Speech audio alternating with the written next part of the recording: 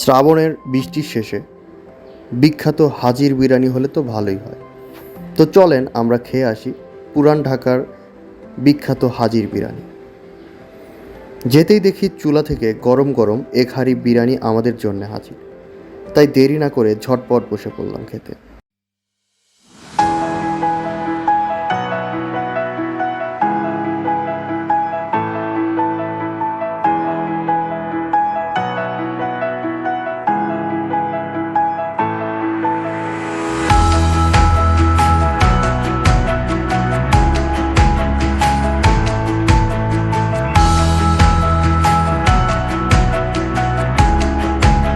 আর সজীব লেবুটা চিবিয়ে খাবারটা শুরু করলো।